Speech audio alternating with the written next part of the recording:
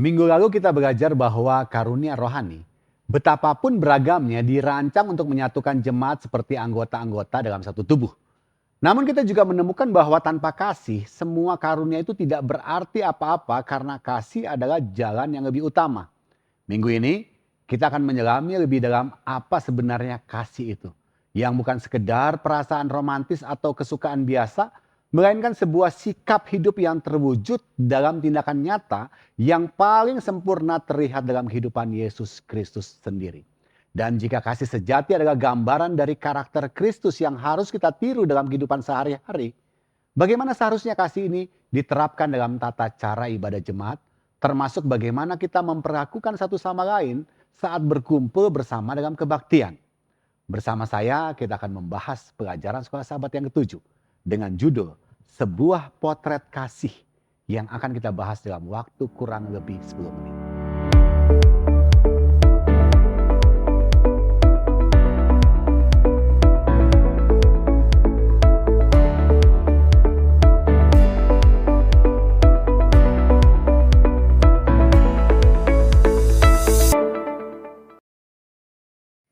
Bila kita membaca 1 Korintus 13 ayat 13, ayat ini adalah puncak dari seluruh argumen Paulus dalam 1 Korintus 13. Iman dan pengharapan adalah kebajikan luar biasa yang menopang kehidupan orang percaya.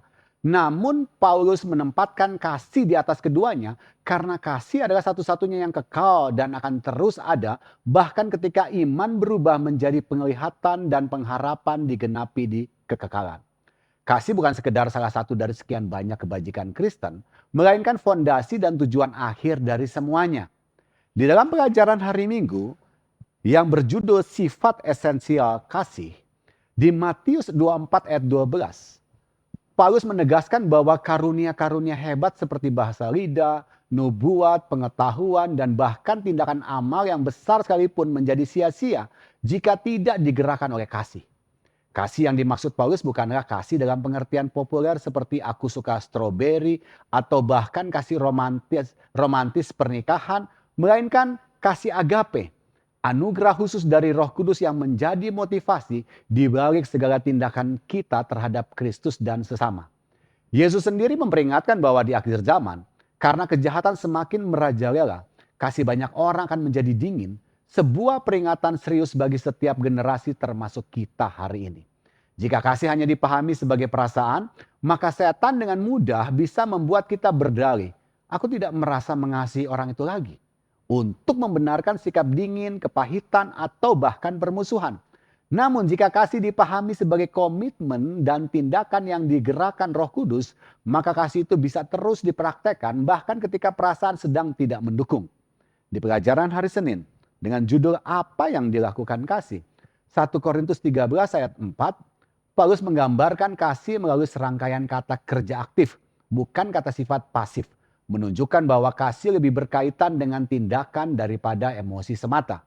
Kasih itu sabar bahkan dalam keadaan sulit, menunjukkan kebaikan yang mencerminkan belas kasihan Allah sendiri, bersuka cita bersama kebenaran, menanggung segala sesuatu dengan ketahanan, percaya dengan memberi kesempatan kepada orang lain, berharap akan kebaikan yang akan terjadi, dan bertahan dalam kesulitan. Ketujuh tindakan ini menunjukkan bahwa kasih adalah sikap aktif yang terus-menerus dipilih, bukan reaksi spontan yang kebetulan muncul. Ketika kasih hanya dianggap sebagai ide yang samar, setan bebas membisikkan alasan untuk tidak bersabar, tidak percaya baik pada orang lain, atau menyerah dalam kesulitan hubungan. Namun ketujuh kata kerja konkret ini memberikan jemaat daftar periksa yang jelas untuk menguji apakah kasih benar-benar sedang dipraktekkan dalam hidup mereka. Dalam pelajaran hari Selasa yang berjudul Apa yang Tidak Dilakukan Oleh Kasih, di dalam 1 Korintus 13 ayat 5 sampai dengan 6, daftar negatif ini sangat relevan dengan situasi jemaat Korintus yang saat itu penuh dengan kesombongan rohani, perpecahan akibat karunia, dan sikap arogan kelompok kuat terhadap kelompok lemah yang telah dibahas pada pelajaran-pelajaran sebelumnya. Bagian ini sangat penting karena mengungkap taktik halus setan yang sering menyamarkan dosa-dosa sebagai sesuatu yang wajar atau bahkan rohani. Iri hati terhadap karunia orang lain, kesombongan atas pencapaian rohani, kecenderungan mencari hak dan kepentingan pribadi, mudah tersinggung, menyimpan dendam, dan diam-diam senang ketika orang lain gagal. Semua ini adalah pintu masuk favorit setan untuk merusak hubungan dalam jemaat tanpa terlihat seperti dosa besar. Dengan menyebutkan hal-hal negatif ini secara eksplisit, Paulus membongkar kedok setan yang biasanya bersembunyi di balik sikap-sikap yang tampak manusiawi, namun sebenarnya merusak kasih sejati. Di dalam pelajaran hari Rabu yang berjudul sebuah potret Yesus, di dalam 1 Yohanes 4 ayat 8, ketika kita membaca 1 Korintus 13 ayat 4 sampai dengan 7, kita mungkin merasa frustasi menyadari betapa jauhnya kita dari standar kasih yang digambarkan Paulus. Namun sesungguhnya, Paulus kemungkinan besar sedang memikirkan sosok Yesus Kristus ketika menuliskan pasal ini. Karena hanya Kristus yang secara sempurna menyatakan semua karakteristik kasih tersebut. Yesus itu sabar, Yesus itu baik, Yesus bersuka cita dalam kebenaran dan kehendak Bapa, dan Yesus menanggung serta bertahan dalam penderitaan salib demi kita. Dengan demikian, potret kasih dalam 1 Korintus 13 sesungguhnya adalah potret Yesus sendiri. Pelajaran ini menjadi benteng pertahanan yang sangat kuat melawan tipu daya setan yang ingin membuat manusia putus asa atau merasa gagal total ketika menyadari ketidaksempurnaan mereka dalam mengasihi. Setan senang menggunakan standar tinggi kasih ini untuk menjatuhkan mental orang percaya.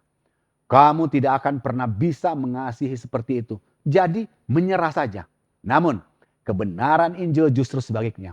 Karena Kristus telah menyatakan kasih sempurna itu bagi kita di kayu salib. Kita tidak perlu mencapainya dengan kekuatan sendiri. Melainkan menerima kasihnya lebih dulu dan membiarkan Roh Kudus membentuk kasih itu secara bertahap dalam diri kita. Di pelajaran terakhir hari Kamis yang berjudul Iman, Pengharapan, dan Kasih. Di dalam 1 Korintus 3 ayat 8. Paulus menegaskan bahwa kasih memiliki sifat kekal.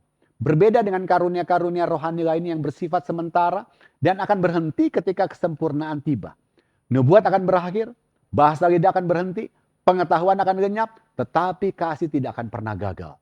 Setan ingin manusia lebih mengejar hal-hal spektakuler dan sementara daripada kasih yang kekal. Karena karunia yang mencolok lebih mudah dijadikan alat kesombongan dan kompetisi rohani, sementara kasih yang sejati justru menuntut kerendahan hati yang tidak selalu terlihat mengesankan. Dan bila mana kita membaca 1 Korintus 13 ayat 12, Paulus menutup pasal ini dengan pengharapan eskatologis. Saat ini kita hanya melihat sebagian, seperti bayangan dalam cermin buram. Tetapi kelak kita akan melihat wajah Kristus secara langsung dan mengenalnya sepenuhnya. Kasih yang tidak sempurna kita praktekkan sekarang adalah bayangan dari kasih sempurna yang akan kita alami sepenuhnya dalam kekekalan bersama Kristus. Setan ingin manusia berpikir bahwa perjuangan mengasihi di dunia ini sia-sia karena selalu tidak sempurna. Padahal justru inilah proses pertumbuhan menuju kesempurnaan kasih yang akan digenapi sepenuhnya di hadapan Allah kelak.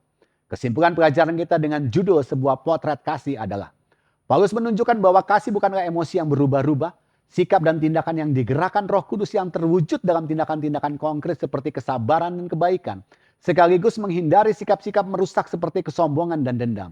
Standar kasih yang begitu tinggi ini hanya sempurna terlihat dalam diri Yesus Kristus. Namun kasih itu bersifat kekal dan akan terus bertumbuh menuju kesempurnaan hingga kita bertemu Kristus muka dengan muka. Inilah cara jemaat melawan tipu daya setan yang berusaha mereduksi kasih menjadi sekedar perasaan, menjatuhkan mental melalui standar yang tampak mustahil, atau mengalihkan perhatian pada karunia-karunia sementara yang lebih mencolok namun tidak kekal. Saudara-saudari yang terkasih, hari ini kita telah melihat potret kasih yang begitu indah, namun juga begitu menantang. Sebuah potret yang sesungguhnya adalah wajah Yesus Kristus sendiri yang mengasihi kita hingga rela mati di kayu salib.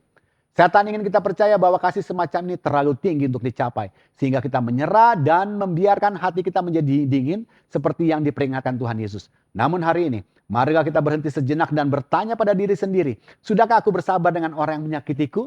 Sudahkah aku berhenti menyimpan catatan kesalahan saudaraku? Sudahkah aku memiliki bersuka cita dalam kebenaran bukan dalam kejatuhan orang lain?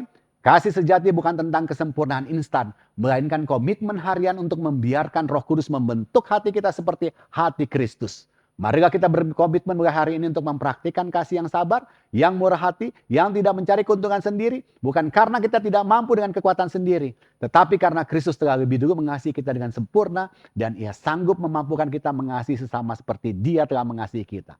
Kita akan bertemu lagi pada pelajaran berikutnya dan Tuhan akan memberkati dengan mana kita mempraktekkan apa yang sudah kita pelajari.